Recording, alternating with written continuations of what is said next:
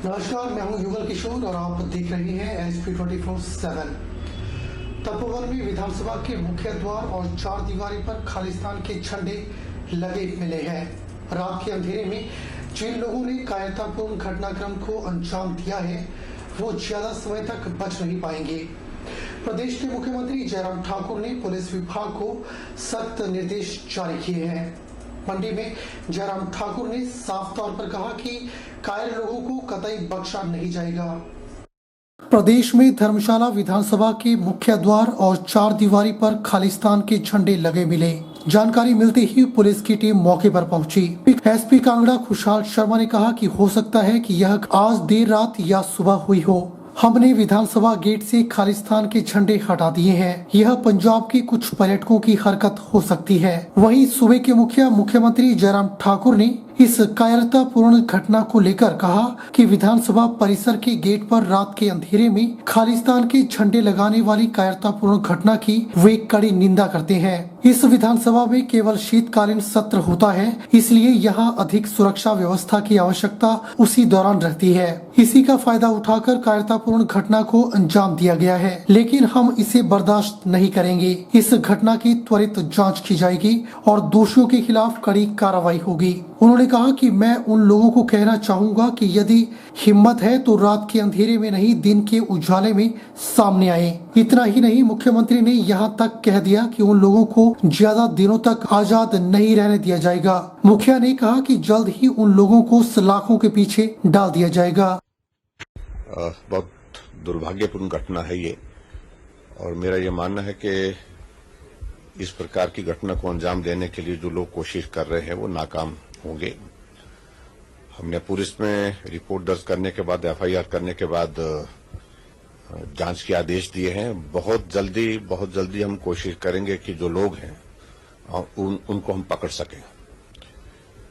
और मेरा सिर्फ इतना ही कहना है कि हम सौहार्दपूर्ण माहौल में हिमाचल प्रदेश में रहते हैं और हम सब लोग शांति कायम बनाए रखें। और ऐसे घटना करने वाले जो भी लोग हैं वो एक्सपोज होना चाहिए। उनके खिलाफ कार्रवाई की दृष्टि से हमने पुलिस विभाग को कहा है कि जो भी सख्त कार्रवाई उनके अगेंस्ट बनती है वो कार्रवाई होनी चाहिए। सबसे पहले तो यही है कि उनको जहां भी हो, जिन लोगों ने इस घटना को अंजाम दिया है उनको पकड़ा जाए। उस दृष्टि से कार्रवाई शुरू हो गई है। देखिए, अभी तक ये कहना उचित नहीं है और मैं समझता हूं कि अभी तक ये सारी बात को लेकर के क्योंकि इन्वेस्टिगेशन के आदेश किए हैं तो इसलिए अभी कुछ कहना उचित नहीं है। लेकिन जो भी दोषी हैं हम कोशिश करेंगे उनको जल्दी से जल्दी पकड़ लें। हिमाचल प्रदेश की धर्मशाला के तपोवन स्थित विधानसभा के मुख्य द्वार पर रविवार की सुबह खालिस्तान के काले झंडे लगाए हुए देखे गए हैं। इन पर खालिस्तान लिखा हुआ था। मामला सामने आने के बाद योल पुलिस ने मौके पर जाकर झंडे उतारे। धर्मशाला की तपोवन स्थित हिमाचल प्रदेश विधानसभा के बाहर शनिवार रात को किसी ने खालिस्तान के झंडे लगाए हैं। सुबह होते ही जब लोगों को इस बारे में पता चला तो पुलिस को सूचित किया गया। पुलिस की टीम ने मौके पर इसके पीछे किसकी शरारत है और किसने यह सब किया है, पुलिस इसकी तलाश कर रही है। पुलिस अन्य स्थानों पर स्थापित CCTV कैमरों की रिकॉर्डिंग भी खंगालेगी। खालिस्तान की तरफ से लगातार बीते दिनों धमकियों का सिलसिला भी बढ़ा है। यहाँ तक कि मुख्यमंत्री जयराम ठाकुर सहित भाजपा के राष्ट्रीय अध्यक्ष जगत प्रकाश नड्डा को संबोधित करते हुए संदेश जनता को फोन के माध्यम से दिए जा रहे थे। उसके बाद खालिस्तान के झंडे लगाकर पंजाब से आने वाले कुछ युवक अपने मोटरसाइकिलों और अन्य वाहनों में यह झंडे लगाकर आ रहे थे, जिन्हें पुलिस ने उतरवाया भी था। उसके बाद शिमला में भी इस तरह के झंडे लगाने से संबंधित धमकियां दी जा रही थी। अब ऐसे में हिमाचल प्रदेश के विधानसभा भवन में खालिस्तान के झंडे लग गए हैं। हालांकि पुलिस ने सुबह ही इन्हें हटा दिया है। देखो, कुछ शरारती तत्वों ने ये जो हरकत करी है निंदनीय है और एक कायरता का परिचय है कि रात के अंधेरे में आके ऐसी हरकतें करना किसी प्रकार का ये मतलब किसी भी एंगल में आप लोग देखें तो ये सिर्फ और सिर्फ कायरता दिखती है कि आप रात के अंधेरे में किसी स्थान पर जा रहे हैं और वहां पर झंडे लगाकर अपना किस तरह का परिचय देना चाहते हैं। और हम लोग हिमाचल वासी हैं, पहले भी खालिस्तानी समर्थकों की कई बार कई विषयों को लेकर धमकियां आई हैं अगर सच में ही वह लोग इतना हिम्मत रखते हैं तो दिन के उजाले में आकर दिखाएं। हम लोग खुली चुनौती उनको देते हैं। और किसी भी तरह से हमारा हिमाचलवासी, देशवासी जो है, खालिस्तानी समर्थकों से और उनके धमकियों से किसी भी तरह से नहीं डरने वाला है। सबसे पहले जानकारी मुझे अपने सब इंस्पेक्टर के थ्रू, वह एक हमारे जानकार हैं, उनका नाम मैं लेना नहीं चाहूंगी, तो उन्होंने मेरे को फोन पे इस बात की जानकारी दी थी। जितने को हम पहुंचे उतने को यहाँ पे हमारे चौकी इंचार्ज नारायण सिंह और उनकी टीम मौजूद थी। एसएचओ धर्मशाला भी आ गए थे। मूलतः रूप से ऐसा लग रहा है कि जो पब्लिक प्रॉपर्टी है उसको डिसफिगर किया गया है और किसने किया है वो जांच का विषय है। तो इसमें इस समय हम HP public property disfigurement act 1985 के तहत ही कार्रवाई अमल में लाएंगे। बहुत ही दुर्भाग्यपूर्ण बात है।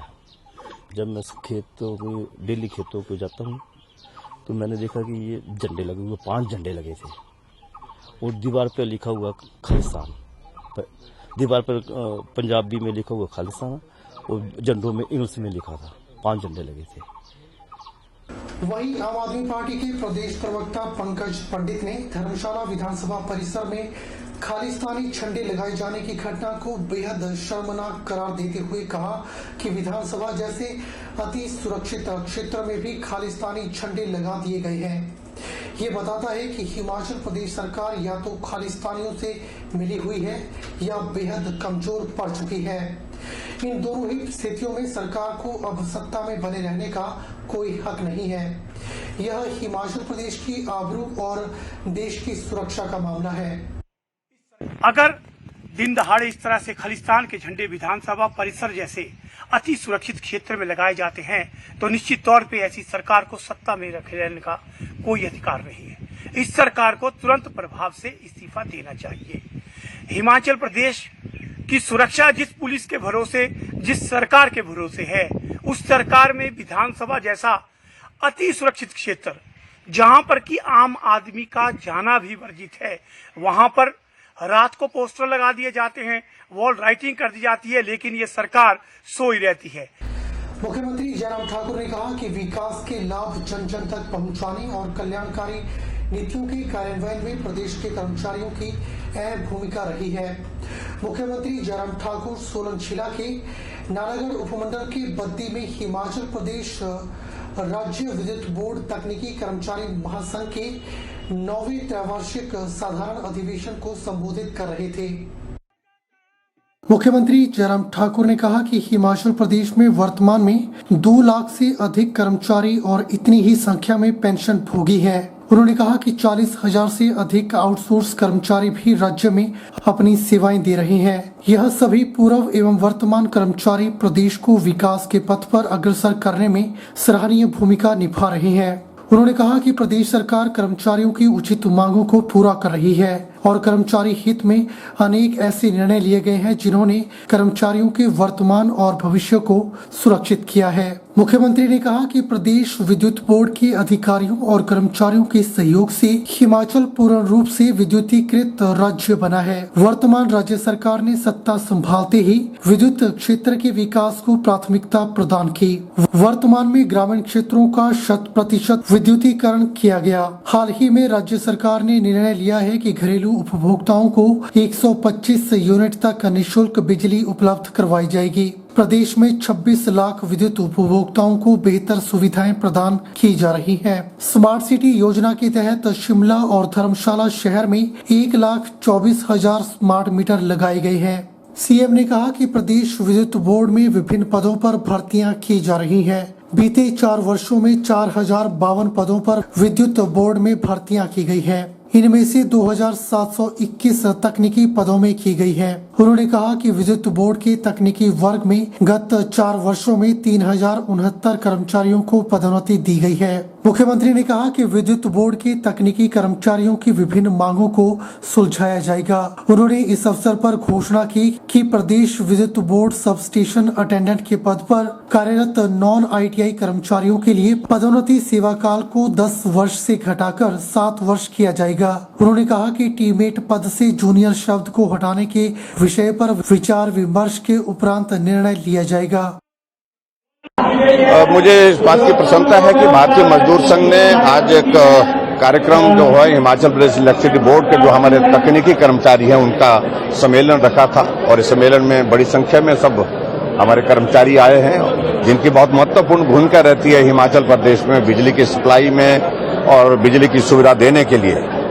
उनकी सारी बातों को लेकर के हमने सुना है, बातचीत सुनी है और उनकी समस्याओं का समाधान करने की दृष्टि से हमने पहले भी प्रयत्न किए हैं और आज भी हमने कहा कि और बेहतर करेंगे। दर्ज कर ली है, एसआईटी कॉन्स्टिट्यूट कर ली है, कार्रवाई होगी और हम तलाश कर रहे हैं, वो हम कोशिश करेंगे वो जो लोग शरारत करने वाले हैं उनको हम पकड़ें और उसके बाद उनके खिलाफ जो है सख्त कार्रवाई। नहीं है कि सुरक्षा में कोई इस तरह की परिस्थिति आ गई है, लेकिन जो कायर लोग रात के अंधेरे में इस प्रकार की घटना करने की कोशिश कर रहे हैं उनको बख्शा नहीं जाएगा, उनके खिलाफ कार्रवाई होगी। बुलेटिन में फिलहाल वक्त हो चला है एक छोटे से ब्रेक का। ब्रेक के बाद तुरंत हाजिर होते हैं।